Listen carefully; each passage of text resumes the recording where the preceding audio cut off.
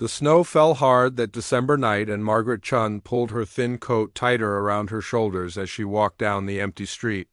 At 96 years old, she had been living on the streets for 3 years now, and winter was always the hardest time. Her old bones ached with every step, and her fingers were so cold they felt like they might break if she moved them too fast. She had been walking for hours, looking for somewhere warm to spend the night. The homeless shelter was full again, and the library had closed hours ago. Most store owners would chase her away if they saw her trying to sleep in their doorways. Margaret was not like the other homeless people on the street. She was quiet and polite, always saying please and thank you, but that did not make finding shelter any easier. The community center on Oak Street had a light on in the window. Margaret had walked past this building many times before, but she had never gone inside. She knew it was a place where people came during the day for meetings and classes, but she was not sure if anyone would be there so late at night. Her feet were so cold now that she could barely feel them, and the snow was getting deeper by the minute. She climbed the steps slowly, holding onto the railing with her shaking hands. The front door was heavy, but it was not locked. Margaret pushed it open and stepped inside, grateful to be out of the wind and snow. The building was warm and quiet, with soft lights in the hallway. She could smell coffee and something that reminded her of the cleaning supplies her mother used to use when she was a little girl in Shanghai. An older man in a janitor's uniform came around the corner, pushing a cart full of cleaning supplies. He stopped when he saw Margaret standing by the door, dripping melted snow onto the floor. She expected him to tell her to leave right away, but instead he looked at her with kind eyes and asked if she was all right. Margaret told him she was sorry for coming inside without permission, but she had nowhere else to go, and the snow was too heavy to stay outside. The man, whose name was Robert, looked at her for a long moment. He could see that she was not dangerous or drunk like some of the people who sometimes tried to sleep in the building.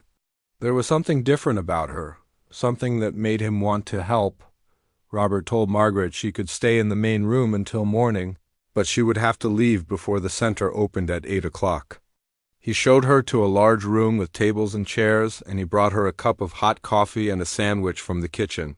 Margaret thanked him over and over, her voice shaking from the cold and from relief. After Robert went back to his cleaning, Margaret sat at one of the tables and tried to warm her hands around the coffee cup.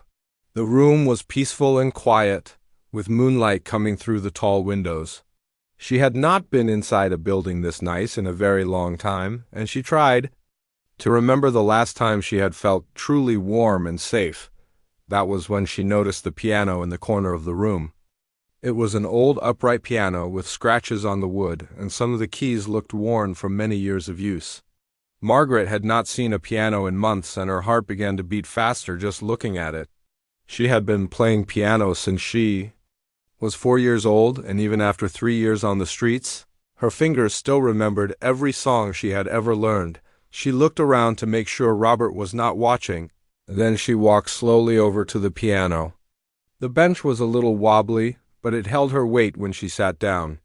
She lifted the cover over the keys and saw that most of them were still white and clean. A few of the black keys were chipped, but the piano looked like it would still play. Margaret placed her hands on the keys but did not press down yet. She closed her eyes and tried to remember the last time she had played a real piano.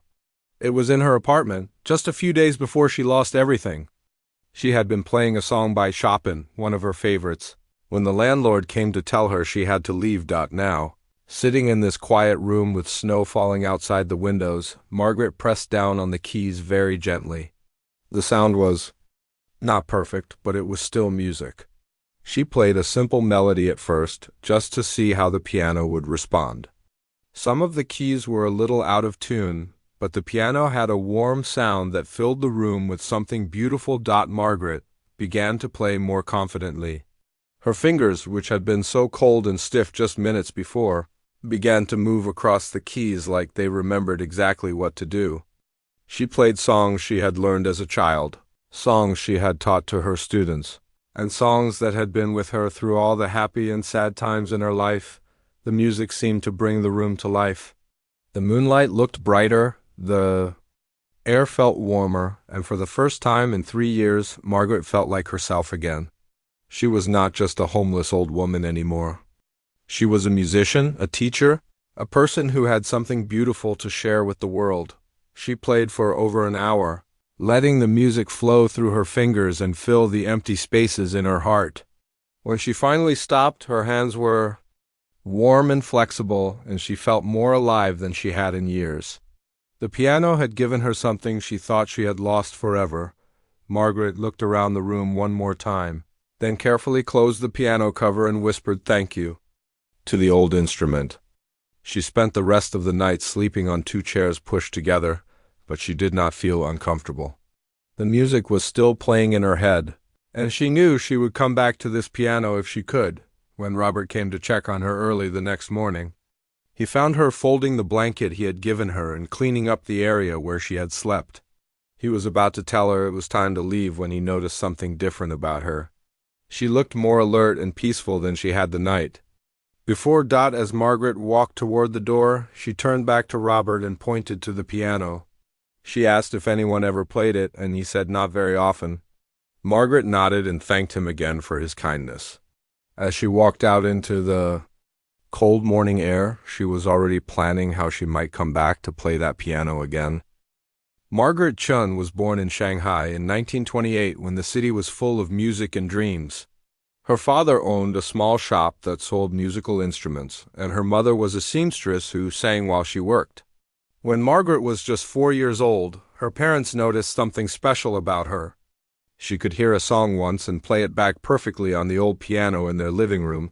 Her father saved every penny he could to pay for piano lessons with a European teacher named Mr. Villahome. The old man had white hair and kind eyes, and he taught Margaret that music was not just about playing the right notes.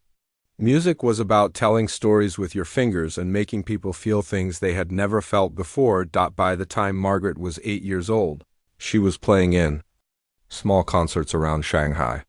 People would come from all over the city to hear the little girl who could make the piano sing like a bird. She wore white dresses that her mother made by hand, and she would bow politely after each song while the audience clapped and cheered. When Margaret was 12, her family had to leave China because of the war. They took a ship to America with nothing but 2 suitcases and hope for a better life. Margaret's father had to sell his shop and all his instruments, but he made sure to bring the music books that Margaret had learned to play from. Life in America was hard at first. Margaret's parents worked long hours in a laundry, and they lived in a small apartment with 3 other families. But Margaret kept playing piano whenever she could find one. She played at the church down the street, at the community center, and sometimes at the houses of rich people who hired her to play at their parties.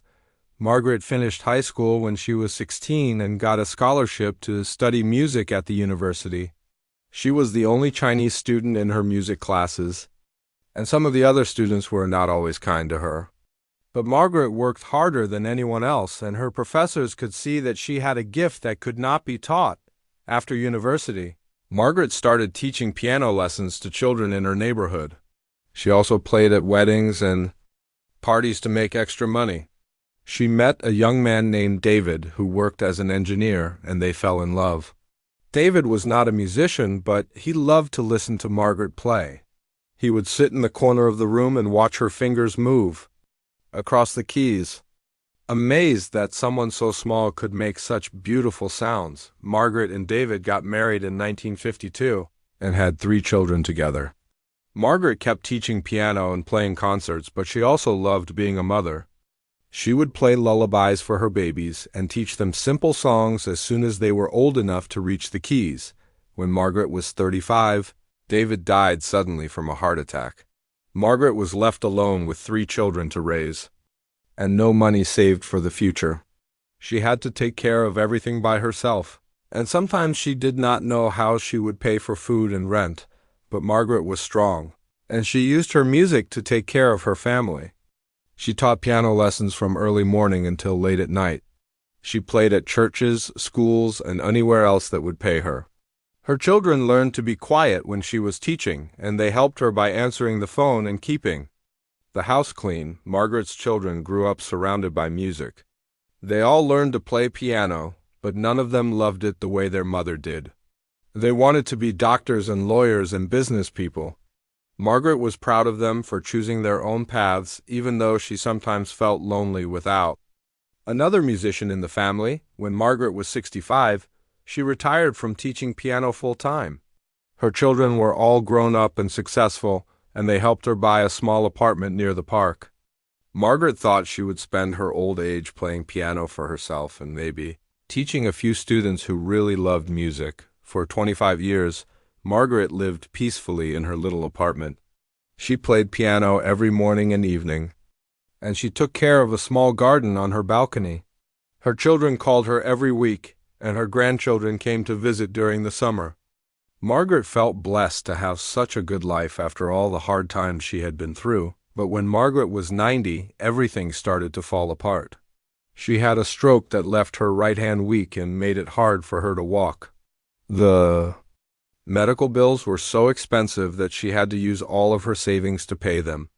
The apartment building where she lived was sold to a company that wanted to tear it down and build new condos for rich people. Margaret's son Michael tried to help her, but he was fighting cancer and could not take care of himself.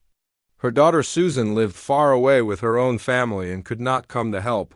Margaret's youngest son had died in a car accident 5 years earlier, and she still cried about it every day. The company that bought Margaret's building gave her 30 days to find a new place to live. She looked everywhere, but she could not find an apartment she could afford with her small Social Security check.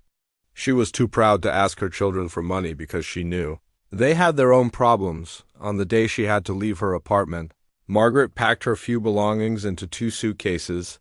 She gave away her piano to a young family in the building because she had nowhere to take it. As she watched them carry her beloved instrument down the stairs, Margaret felt like she was losing a part of herself. Margaret spent her first night on the streets, sleeping on a bench in the park where she used to feed the birds. She was scared and cold, but she was also angry. She had worked hard all her life, raised 3 children by herself, and taught hundreds of students to play piano. How could she end up with nothing at the age of 93? The next few weeks were the hardest of Margaret's life. She learned where to find food and shelter, and she discovered that many other old people were living on the streets too. She met women who had been teachers and nurses and mothers, all of them forgotten by a world that did not know how to take care of its elderly. Margaret carried a small picture of her family in her coat pocket, and sometimes she would take it out and remember the days when she played piano in her own home. She wondered if she would ever play music again, or if that part of her life was over forever. Living on the streets was harder than Margaret had ever imagined. The first month was the worst because she did not know the rules of being homeless.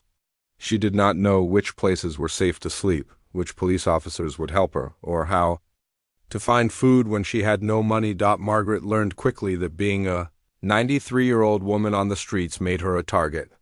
Young men would try to steal her few belongings, and sometimes people would throw things at her just for fun. She had to be careful where she walked at night and where she tried to rest during the day. The weather was always a problem.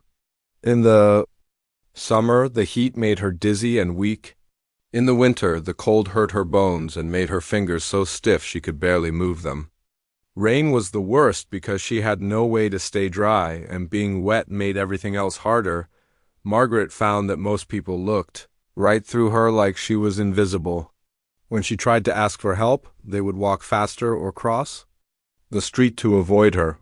She understood that people were afraid or uncomfortable, but it still hurt to be treated like she was not a real person. But Margaret discovered something amazing about music that she had never known before. When she hummed or sang softly to herself, people would sometimes stop and listen. Her voice was not as strong as it used to be, but it was still sweet and clear. Sometimes people would drop coins in her cup when they heard her singing. One day, Margaret was sitting outside a coffee shop when she heard piano music coming from inside. She looked through the window and saw a young man playing a keyboard while people drank their coffee and talked. Margaret stood outside and listened, moving her fingers in the air as if she was playing along with him. The owner of the coffee shop, a woman named Maria, noticed Margaret standing there. At first, Maria was going to ask her to move away from the window because it might bother the customers. But then she saw how Margaret was moving her hands and how her face lit up when she heard the music. Maria came outside and asked Margaret if she played piano. Margaret was surprised that someone was talking to her in a kind way. She told Maria that she used to teach piano but had not played in a long time. Maria asked if she would like to come inside and play a song on the keyboard. Margaret was nervous because she had not played a real piano in months. Her hands were dirty and she was embarrassed about how she looked. But Maria insisted, and she led Margaret inside to the small keyboard in the corner. Margaret sat down and placed her hands on the keys. Everyone in the coffee shop stopped talking and looked at her. She was scared they would laugh at her or tell her to leave. But when she started to play a simple melody, something magical happened. The music that came from the keyboard was more beautiful than anything the regular piano player had ever made. Margaret played a song that made some people cry and others smile. When she finished, the whole coffee shop was quiet for a moment before everyone started clapping. Maria asked Margaret to come back the next day and play for the customers. She said she would give her free coffee and a sandwich if she played for an hour. Margaret was so grateful that she almost cried. It was the first time in months that someone had treated her with respect. Margaret started playing at the coffee shop 3 times a week. The regular customers began to expect her, and some of them would request their favorite songs. Margaret learned that music was like a bridge that connected her to people who might otherwise ignore her. Word spread about the homeless woman who played piano like an angel. Other shop owners began to invite Margaret to play outside their stores. The man who owned the flower shop would let her use his bathroom if she played for his customers. The woman who ran the bakery would give her day-old bread when she played in the morning. Margaret also found that music helped her connect with other homeless people. Many of them had their own stories of loss and hardship. When Margaret would or sing around the campfire they made in the park, others would join in. They would sing old songs that reminded them of better times, and for a little while, they would forget about being cold and hungry. There was an old man named Frank who had been homeless for 10 years. He had been a factory worker before his job moved to another country. Frank had a harmonica that he had owned since he was a boy, and he would play it while Margaret hummed.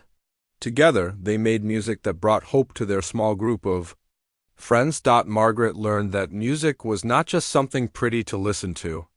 It was a tool for survival. When she played, people saw her as more than just a homeless person. They saw her as someone with talent and dignity. The music reminded them that she was a human being who deserved kindness and respect. But playing music on the streets was not always easy. Margaret's hands would get so cold in the winter that she could barely move her fingers. Sometimes the police would tell her to move along, even when she was not causing any trouble.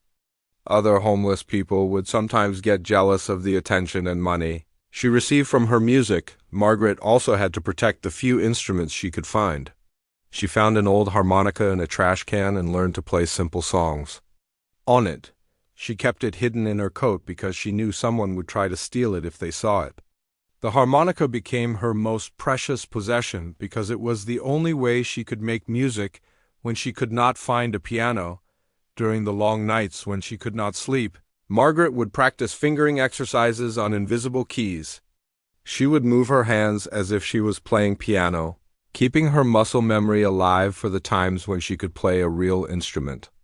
This practice helped her stay connected to the music that had always been the most important part of her life. Margaret began to understand that music was not just what she did, it was who she was. Even when she had lost everything else, the music was still inside her. It lived in her fingers, in her voice, and in her heart. No one could take that away from her, no matter how hard life became. The music gave Margaret strength to face each new day on the streets. It reminded her that she was more than her circumstances, and it helped her believe that somehow things might get better. David Rodriguez was having a bad day when he decided to take a walk through the neighborhood.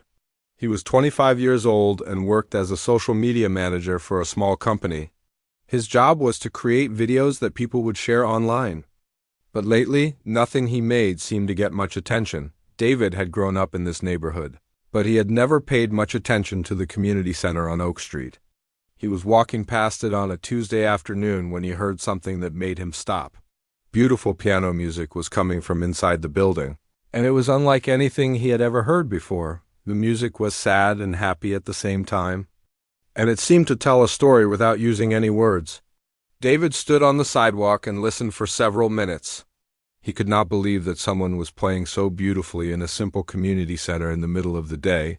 David was curious about who was making this incredible music. He walked up the steps and looked through the window. Inside, he saw an elderly woman sitting at an old piano. She was small and thin, wearing clothes that looked like they had been washed many times. Her hair was gray and pulled back in a simple ponytail, and her shoes were worn and dirty. But when David watched her play, he forgot all about how she looked. Her fingers moved across the keys with grace and skill that reminded him of the classical musicians he had seen in concert halls. The woman was completely focused on the music, and her face showed the deep emotion she was feeling. David recognized the song she was playing. It was Chopin's Nocturne in E-flat major, one of the most beautiful pieces of classical music ever written. But the way this woman played it was special. She made every note count, and she played with a feeling that came from years of experience and pain. David took out his phone and started recording through the window. He was careful not to make any noise that might disturb the woman's playing. He filmed for about 3 minutes, capturing the beauty of her performance and the peaceful way she moved her hands across the keys. When the song ended, the woman sat quietly for a moment with her hands resting on the keys. David could see that playing the piano brought her joy and peace. He knocked gently on the window, and the woman looked up with surprise and fear in her eyes. David held up his hands to show that he meant no harm. He pointed to his phone and made gestures to show that he had been recording her music. The woman looked nervous, and David realized that she might think he was trying to get her in trouble. David went inside the community center and found the woman sitting at the piano, looking worried. He introduced himself and explained that he had heard her beautiful music from outside. He told her that he had recorded her playing and asked if it would be okay to share the video with other people. The woman told David that her name was Margaret Chen. She explained that she was homeless and had been playing the piano at the community center when she could. She was afraid that David's video might get her in trouble with the people who ran the building. David assured Margaret that he only wanted to share her beautiful music with the world.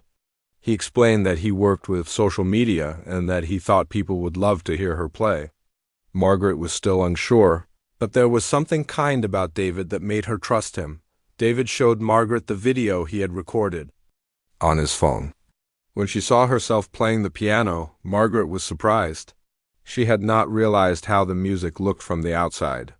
She could see the passion and skill in her own playing, and she began to understand why David wanted to share it. Margaret gave David permission to post the video online.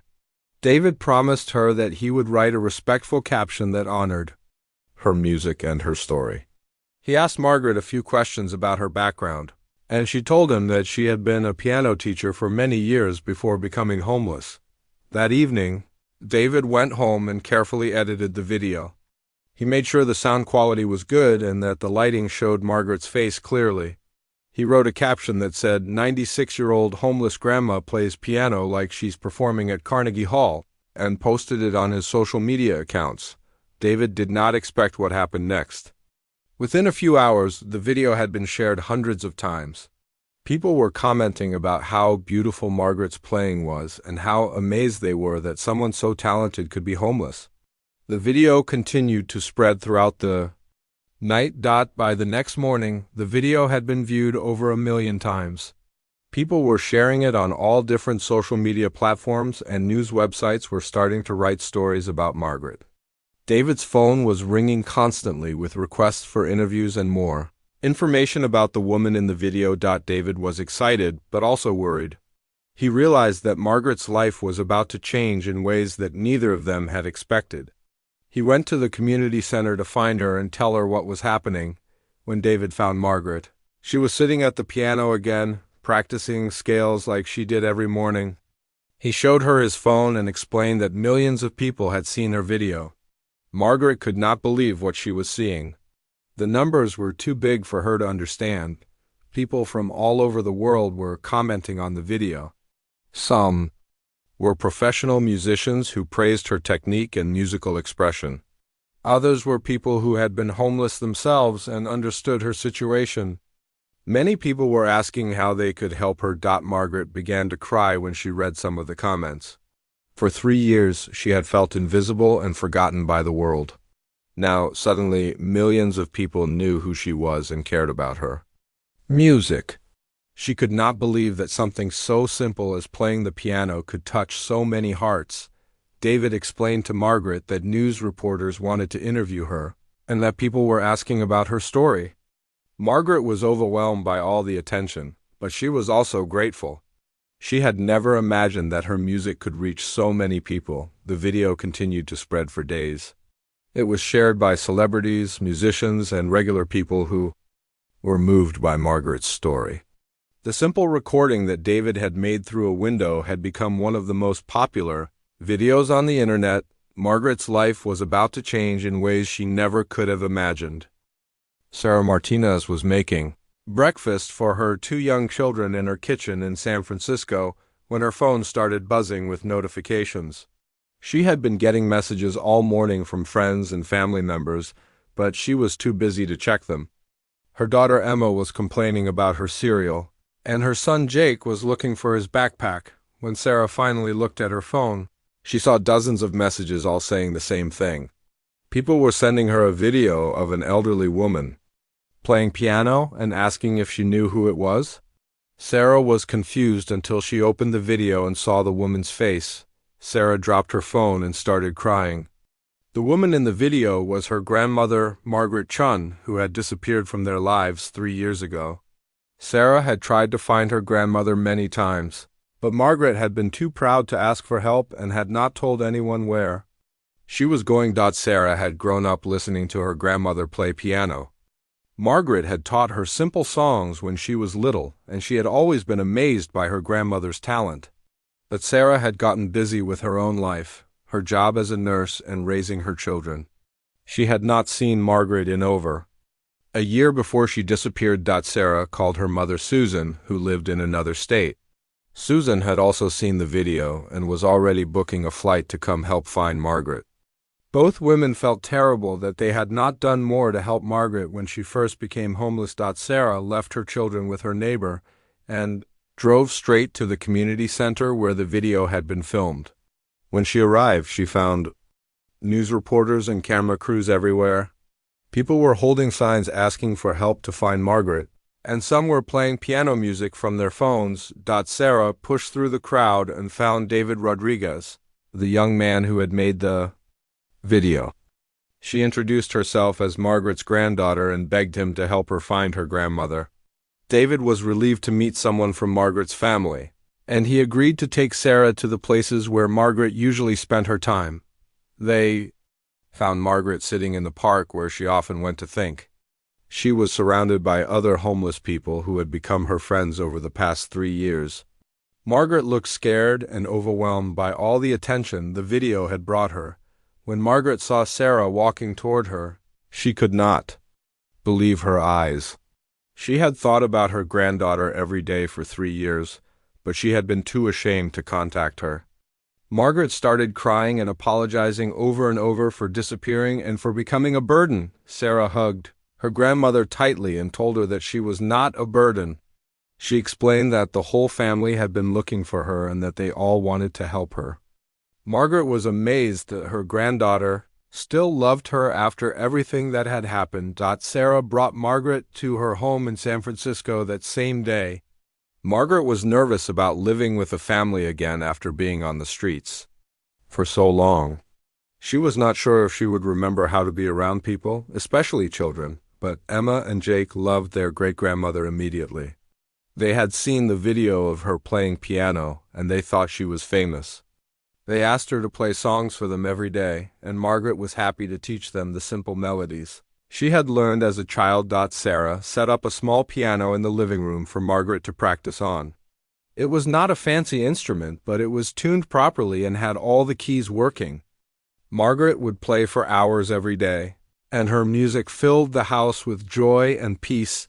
The video of Margaret playing piano continued to spread around the world. People sent money to help her, and musicians invited her to play at their concerts. A local music school offered Margaret a part-time job teaching piano to children who could not afford regular lessons. Margaret was overwhelmed by all the kindness from strangers. She had spent 3 years believing that the world had forgotten about old people like her. Now she realized that there were many people who cared about others and wanted to help when they could. Margaret decided to use her new fame to help other homeless people, especially the elderly ones who were often ignored. She started giving interviews to newspapers and television shows, telling people about the friends she had made on the streets and the challenges they faced every day. Margaret returned to the community center where David had first recorded her. This time, she was invited to play at a special concert to raise money for homeless services. The room was packed with people who had seen her video online, and many of them were crying as she played. After the concert, Margaret was approached by several organizations that wanted to work with her. A group that helped homeless seniors asked her to become their spokesperson. A music therapy program wanted her to teach piano to people in nursing homes. Margaret was excited to have so many ways to help others. Margaret also reconnected with her other family members. Her daughter Susan came to visit and apologize for not doing more to help when Margaret first became homeless. Margaret's surviving grandchildren called her every week to check on her and to hear her play piano over the phone. At the age of 96, Margaret found herself busier than she had been in years. She taught piano lessons 3 days a week at the music school, and she spent time visiting homeless shelters to play music for the people there. She also worked with the city government to create better programs for elderly people who were at risk of becoming homeless. Margaret never forgot her friends from the streets. She would visit them regularly and bring them food and warm clothes. She also helped some of them find housing and jobs. Frank, the man with the harmonica, was able to get into a program that helped him find an apartment and medical care. Margaret's story became an inspiration to people all over the world. She received letters from thousands of people who thanked her for reminding them that everyone deserves dignity and respect, no matter what their circumstances are. 1 year after the video was posted, Margaret gave a special concert at the same community center where David had first heard her play. The concert was broadcast live on the internet, and millions of people watched as she played the same Chopin nocturne that had started it all. Margaret looked out at the audience and saw people of all ages and backgrounds. She realized that music had the power to bring people together and to help them see the humanity in each other.